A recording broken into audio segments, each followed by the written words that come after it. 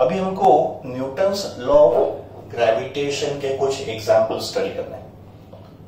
Newton's law of gravitation में जो gravitational force होता है उस फोर्स का फॉर्मूला क्या होता है, F equals to capital G m1 m2 upon r square, where m1 m2 are the two masses and r is distance between the two masses। तो चलो कुछ प्रॉब्लम्स हम लोग न्यूटन्स लॉ ऑफ ग्रेविटेशन के discuss करते हैं। First question, पहले आप क्वेश्चन को पढ़ लो, read the question carefully. Question says 3 uniform spheres, uniform का मतलब सबका मास सेम है एंड सबका रेडियस भी सेम होगा। तो 3 uniform sphere each of mass m and diameter d are kept in such a way that each sphere touches the other two. Find the magnitude of the gravitational force on any one sphere। तो question का जो condition है उसके basis पे देखो, एक diagram मैंने यहां पे कंस्ट्रक्ट किया।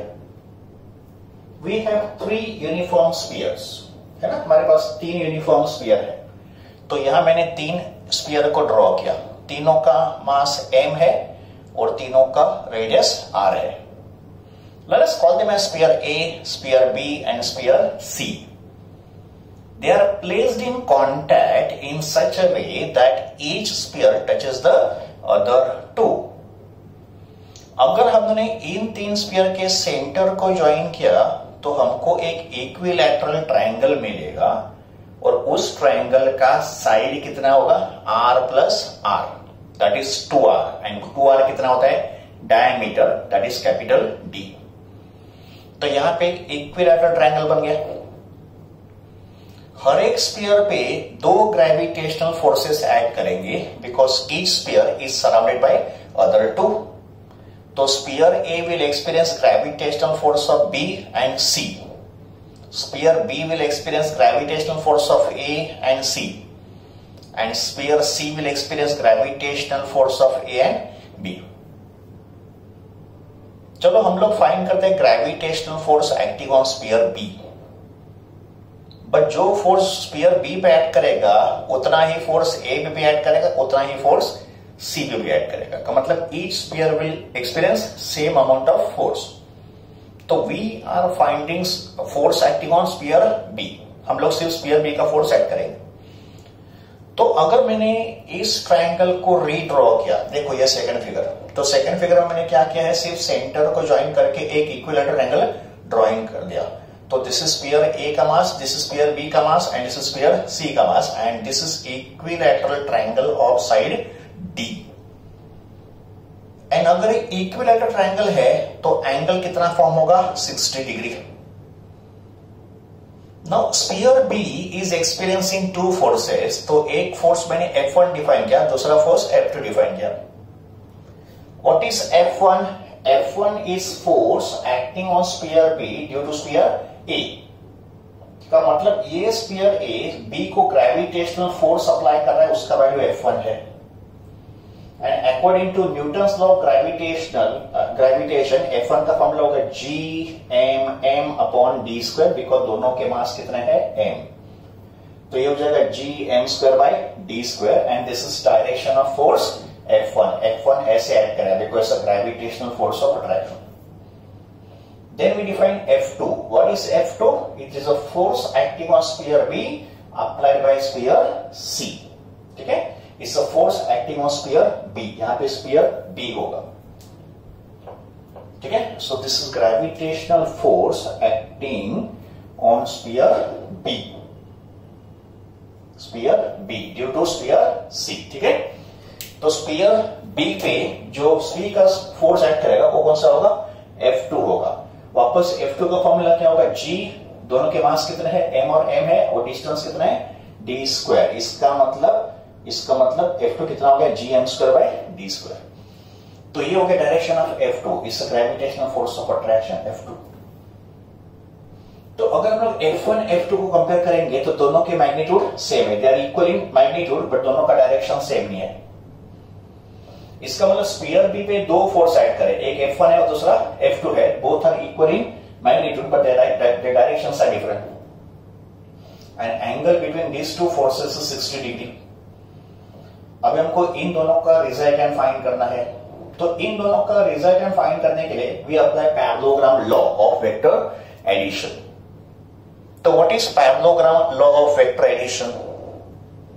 अकॉर्डिंग टू दिस लॉ, अगर दो फोर्सेस जैसे वेक्टर ए और वेक्टर बी है, पैरेललोग्राम के एडजेसेंट साइड्स होंगे, two vectors forming the two adjacent sides of parallelogram and theta is the angle between them.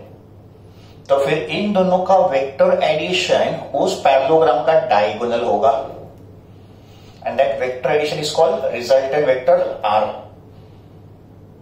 तो this is parallelogram law vector addition. दो vector parallelogram के दो adjacent sides होंगे तो उनका रिजल्टेंट पैरेललोग्राम का डायगोनल होगा. और इस रिजल्टेंट आर का फॉर्मूला होगा, इस रिजल्टेंट आर का मैग्नीट्यूड होगा root of a square plus b square plus 2ab cos theta, where theta is the angle between the two vectors. So this is to find magnitude of resultant in parallelogram law. देखो हमारे पास इस diagram में भी same situation है, but F1 की जगह पे B है, F2 की जगह पे A है. इनके बीच का एंगल थीटा कितना है? 60 डिग्री. और रिजल्टेंट को मैंने यहां पे F ड्रॉ किया. तो अगर इस फॉर्मूला को हम लोग इस कंडीशन में अप्लाई करेंगे तो रिजल्टेंट वेक्टर F है, तो उसका फॉर्मूला क्या होगा? Root of F1 square plus F2 square plus 2F1 F2 cos theta, but theta कितना है? 60 डिग्री. तो हम लोग फाइंड करें इस F का magnitude using parallelogram law. cos 60 is 1/2, तो ये 2 और ये 2 कैंसिल हो गया और F1 F2 इक्वल है, तो इसको भी मैंने F1 लिखा, इसको भी मैंने F1 स्क्वायर लिखा. तो this is F1 square plus F1 square plus F1 square, because दोनों इक्वल है. F1 square plus F1 square plus F1 square is root of 3F1 square. उसका रूट कितना होगा? Root 3F1. और फिर हमने F1 का वैल्यू सब्स्टिट्यूट कर दिया. So the magnitude of gravitational force acting on any one sphere is root 3 g m square upon d square. ये होगा इस क्वेश्चन का final answer. Discuss example number 2. In example number 2, पहले question को पढ़ लो. 3 spheres each equal to m. तीनों sphere का मास कितना है? m. ठीक, तो 3 masses each equal to m are placed at the 3 corners of a square whose each side is a. Calculate the force of attraction on unit mass. Unit mass का मतलब 1 kg at the 4th corner of a square. तो question में क्या बोला गया है कि square के 3 कॉर्नर पे मास m को रखा गया है. तो यहां पर मैंने एक square A B C D draw किया. इसके 3 कॉर्नर पे 3 मास रखे हैं, तीनों का मास कितना है? m. एंड उस स्क्वायर के 4th कॉर्नर पे यूनिट मास रखा है. यूनिट मास का मतलब कितना? 1 kg. और स्क्वायर का साइड लेंथ कितना दिया हमको? a. तो साइड लेंथ इज a.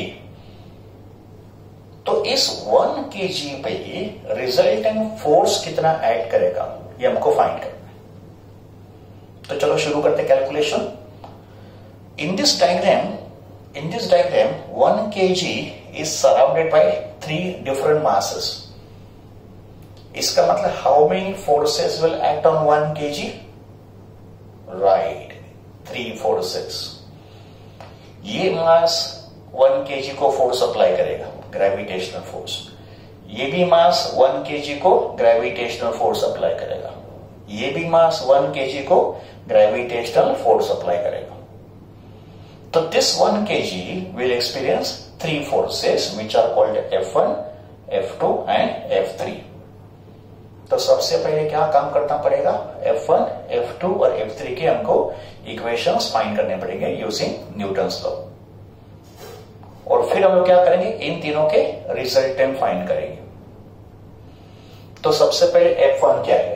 तो F1 is a force acting on 1 kg due to mass m at E.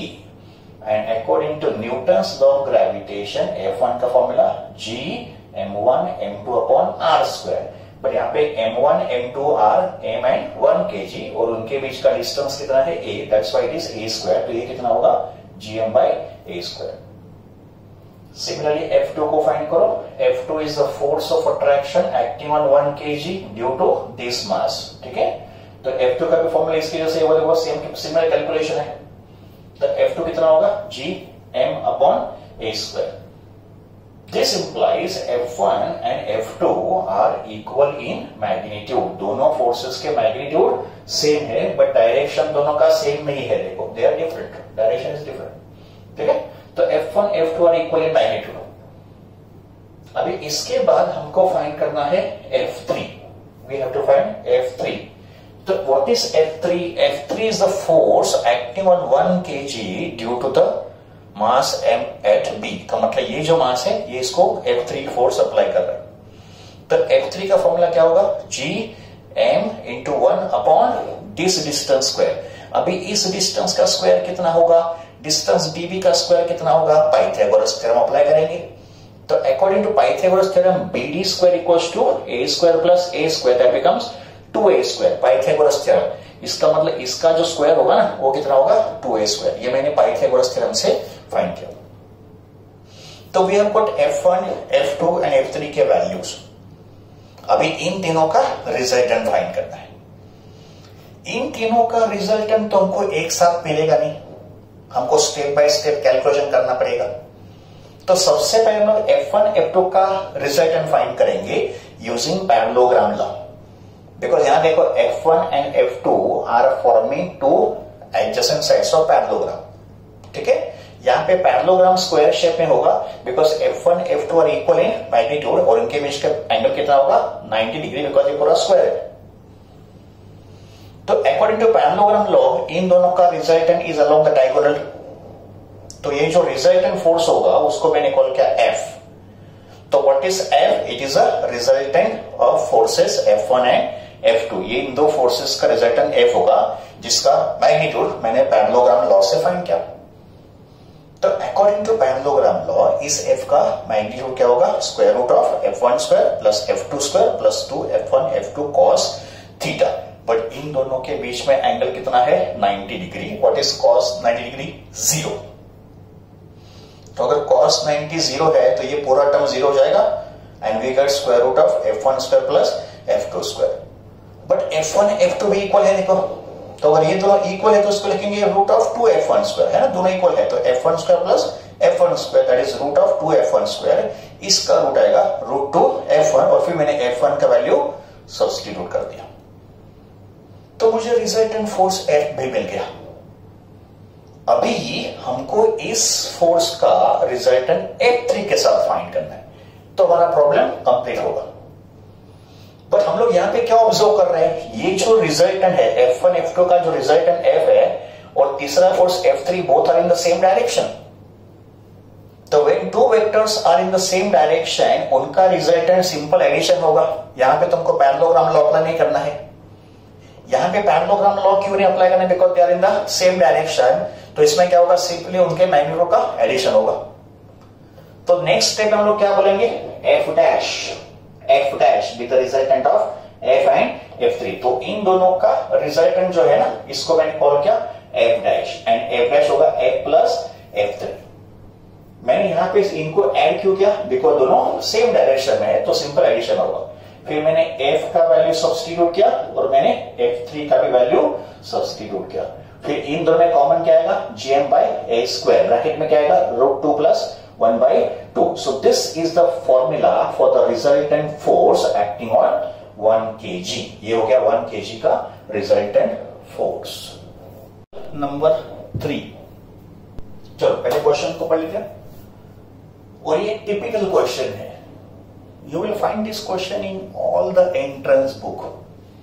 तो जितने भी नीट और JEE के MCQs बुक होते हैं उसमें आपको ये क्वेश्चन मिल जाएगा। इंटरेस्टिंग क्वेश्चन है। A mass capital M is broken into 2 parts। Capital M जो है उसको ब्रेक किया है 2 पार्ट में, and these 2 parts are having masses M1 and M2। तो how are m1 m2 related so that gravitational force of attraction between the two parties maximum.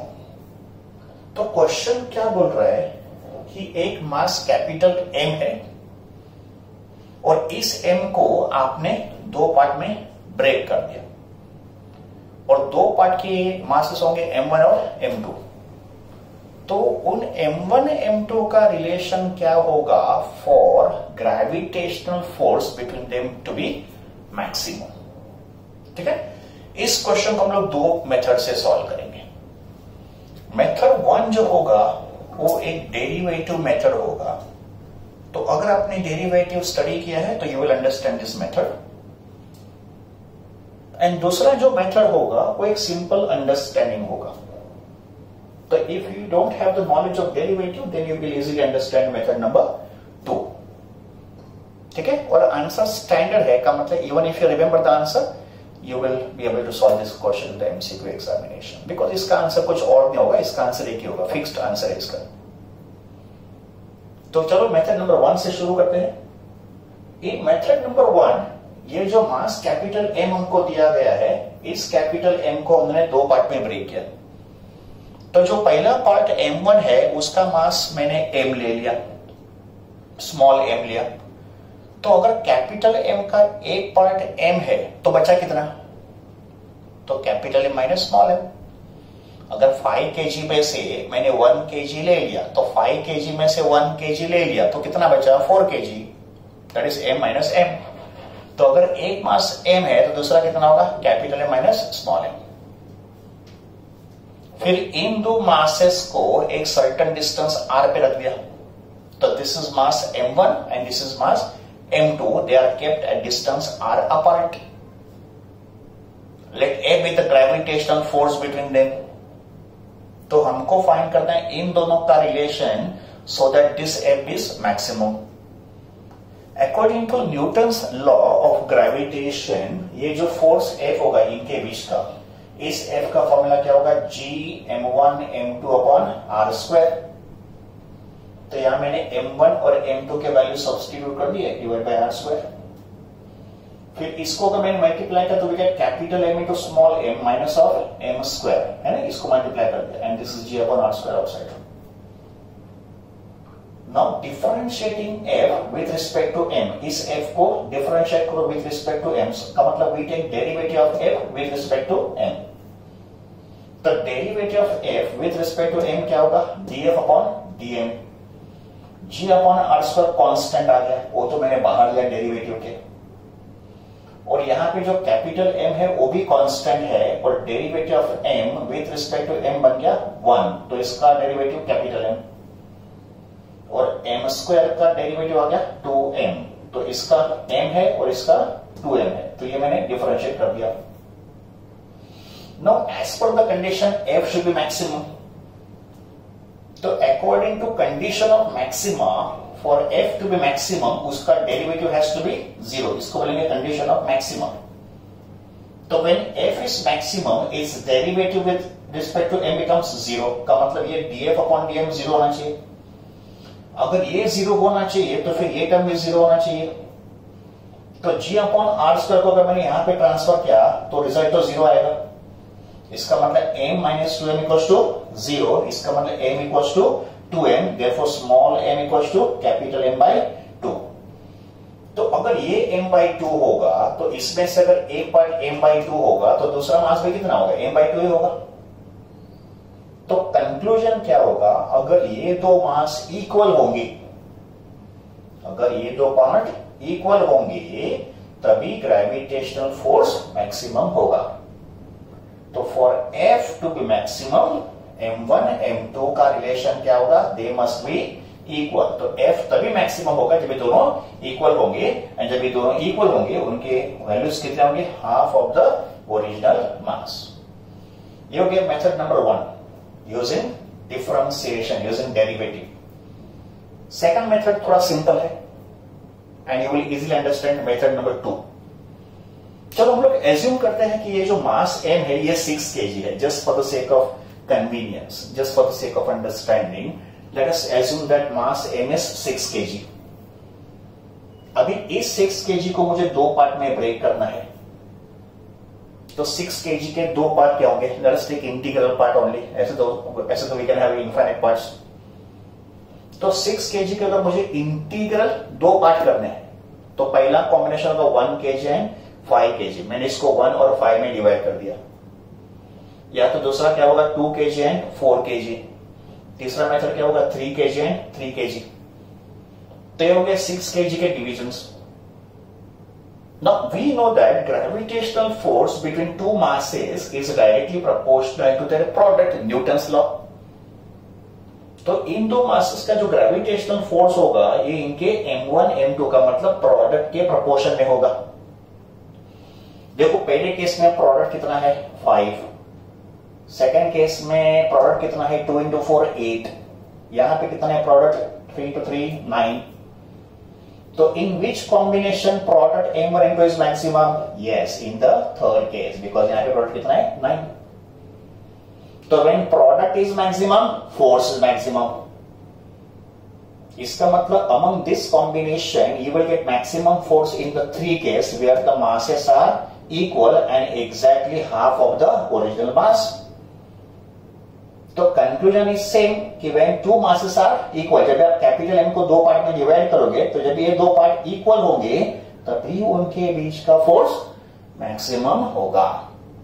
तो when m1 equals to m2 force is maximum, and जब दोनों equal होंगे तो उनके value कितने होंगे m/2। So this is the answer for this question. Next example is taken from NCERT text book.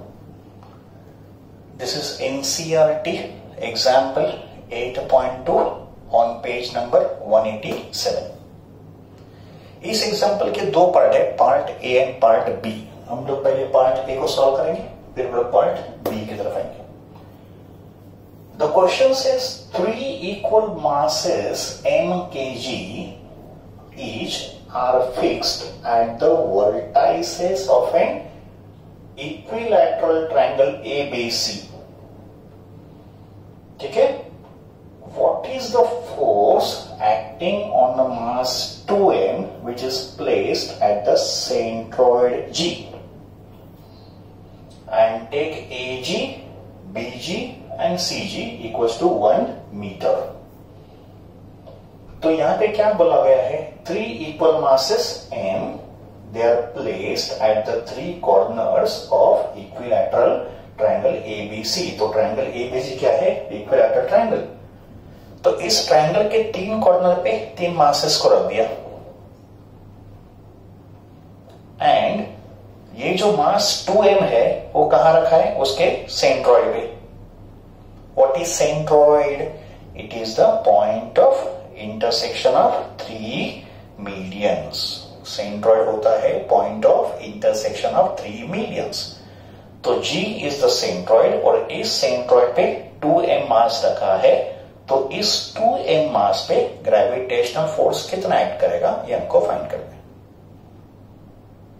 Now here we observe that this mass 2m is surrounded by 3 masses.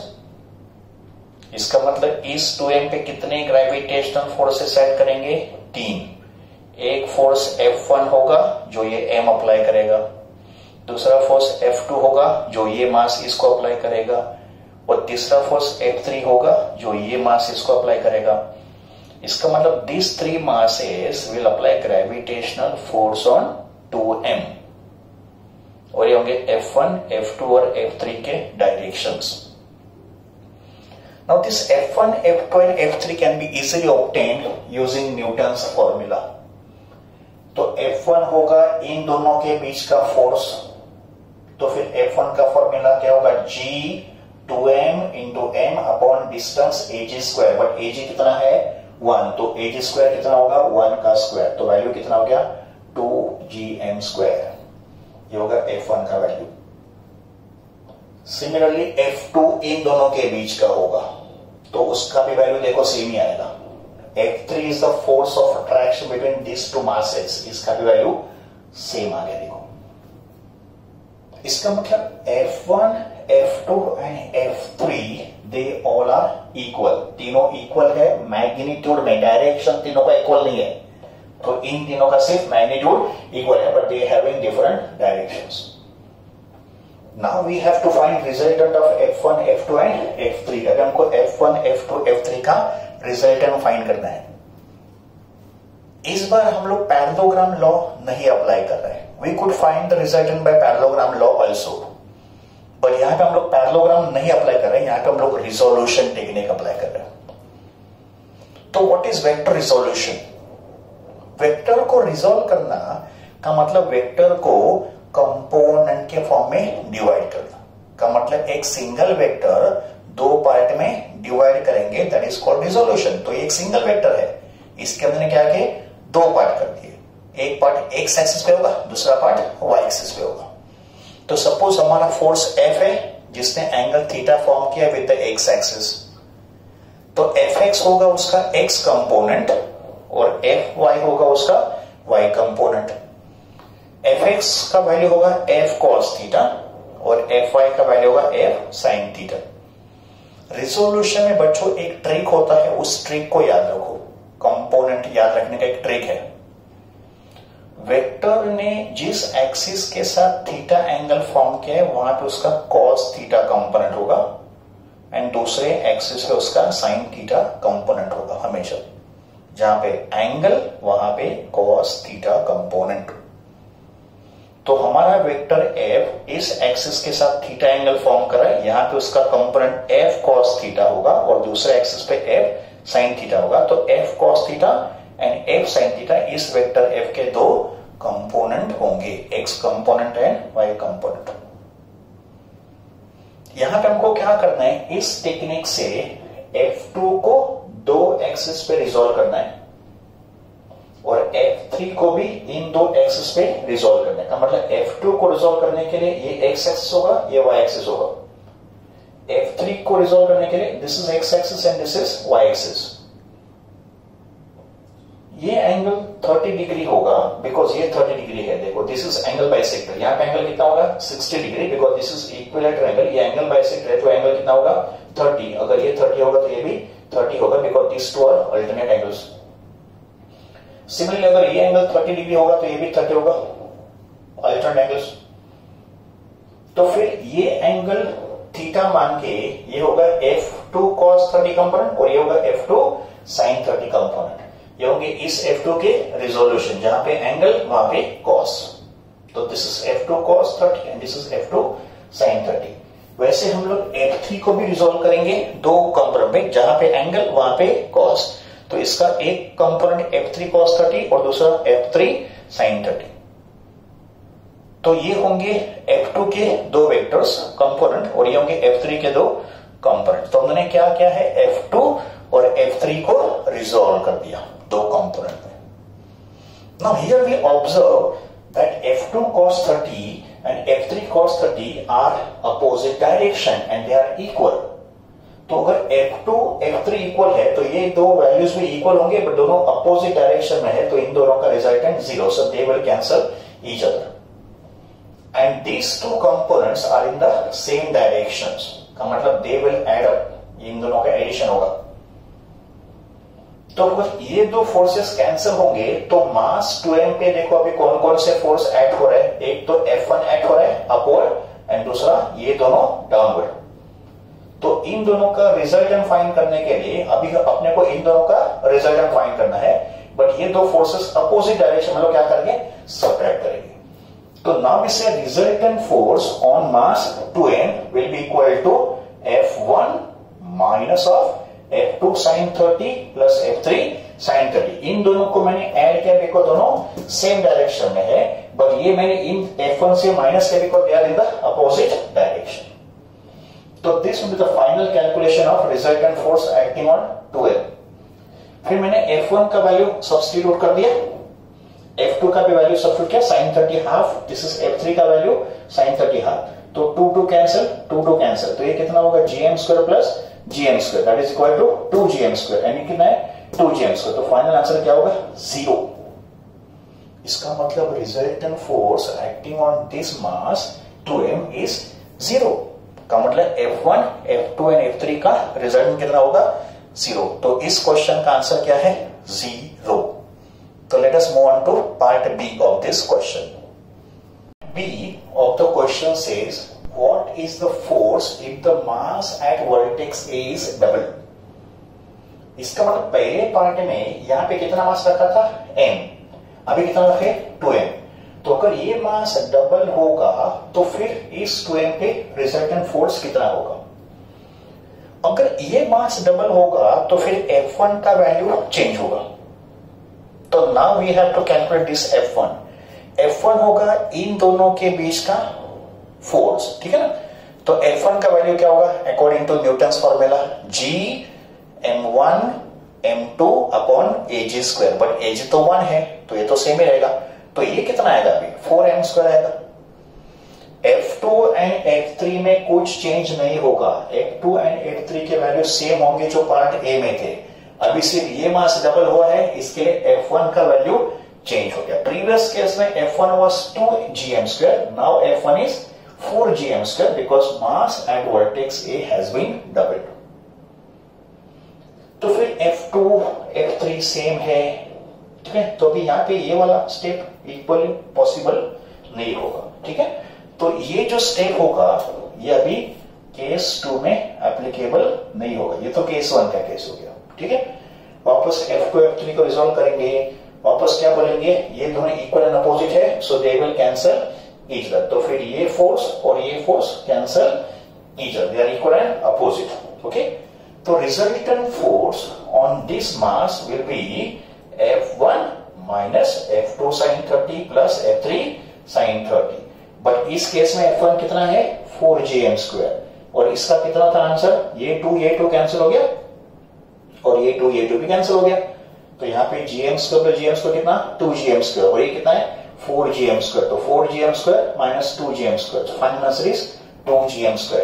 तो resultant force on this mass is equal to 2gm²। उसका direction is same as F1 because F1 is bigger than this two forces. इसका मतलब ये जो resultant force होगा ये along GA direction में act करेगा। So this is answer of part B.